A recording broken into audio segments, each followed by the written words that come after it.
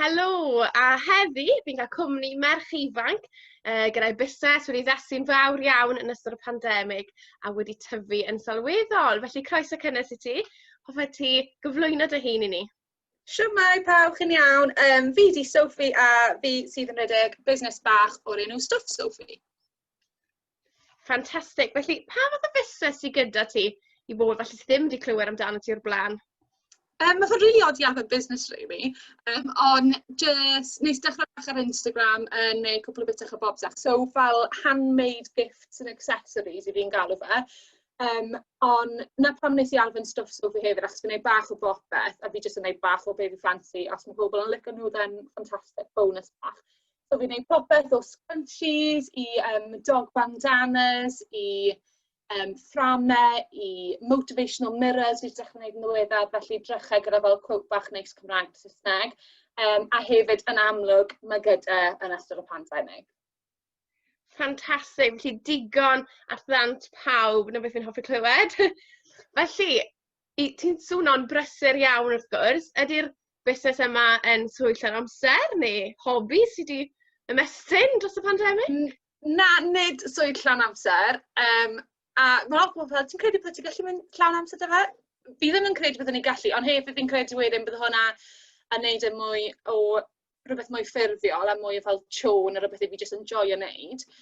Fi just yn sensiwn just enjoy neud stwff fer. Os mae pobl yn licio prynu nhw fel yn region, wel, ffantastig. Fi wastad wedi bod yn fel y arty-farty one, so just hobby yw e really.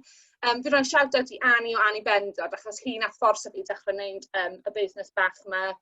Literally just dros blwyddyn nhw, na'r 10fed o Dachwedd nes i post gyntaf fi ar Instagram 2019. A ers ni mae bron 2000 o ddilynwyr da fi nawr ar Instagram, so hi'n ffantastig. Dwi ddim yn teimlo'n real weithiau, ond mae fe'n just yn really nice bod gymaint o bobl eisiau cefnogi busnes bach. Ond ie, hobi fi wneud ar y penwythnos, mae swydd fan amser dy fi hefyd.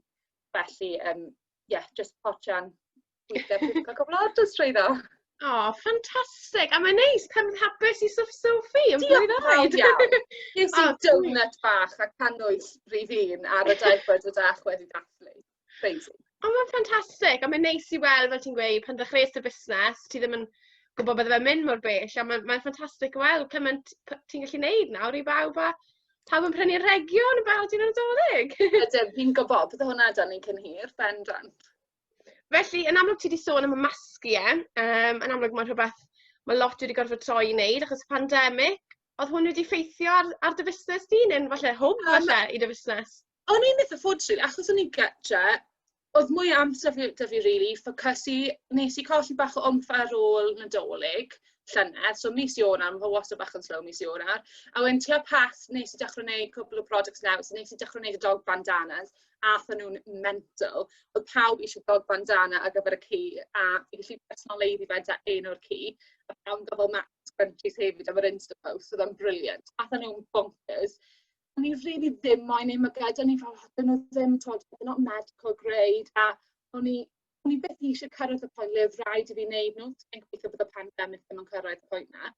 Ond oedd cwbl o pobl yn gofyn, i fel, na un neu doi, a nes i dechrau wneud nhw, mae'n jyst yn mynd yn nuts dy fi. Ti'n lyflu, maen nhw'n real faff i gwynio a smooth o fel pleat. Ond mae'n ffain, fi'n licio bod pobl yn eisiau nhw a rhywbeth bach perth i wneud y busnes yn y wisgo mwgod yn y siop bach yn well. Felly mae loads o defnyddio wahanol dy fi, loads o rai flodeuog, bach o fel addiction fi'n credu, mae'n bach o broblem. Mae cariad i fel, oh my god, ti ddim wedi prynu mwy o fabric. Fel, yeah, sorry. So mae fel florals dy fi, polka dots, stripes, a nawr yn amlwg, defnydd Nadolig, a maen nhw wedi hedfan mas dy fi. Fi'n fab, ond just bach o hwyl ysbryd, loads o athrawon yn prynu o fi, so fi'n credu mae fe'n really lovely, nhw'n gallu gwisgo mwgod bach mwy funky ar gyfer ysgol a stuff.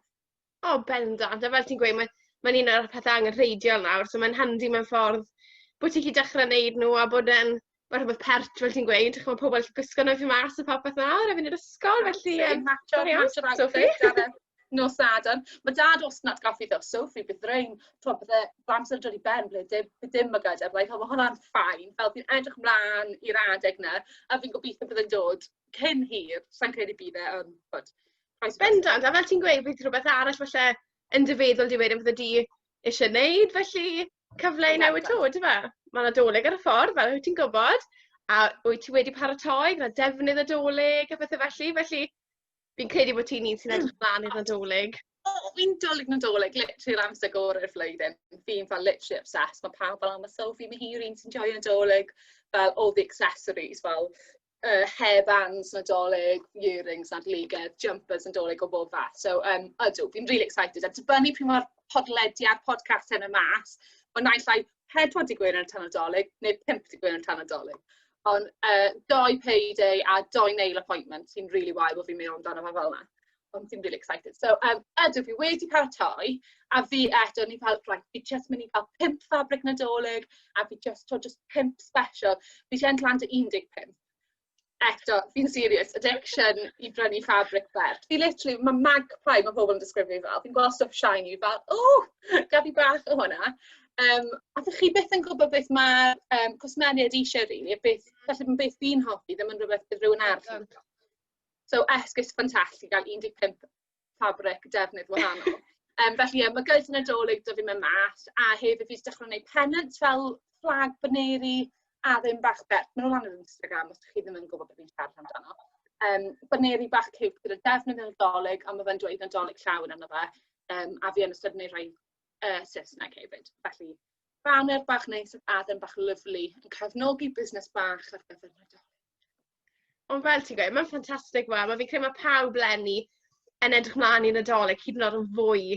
Fi'n credu mae pawb, chwarae teg, mae'r busnesau bach mae gyd, chi wedi paratoi ers amser hir ar gyfer y Nadolig. Felly, fi ddim yn beio ti i gael 15 ffabrig Nadolig.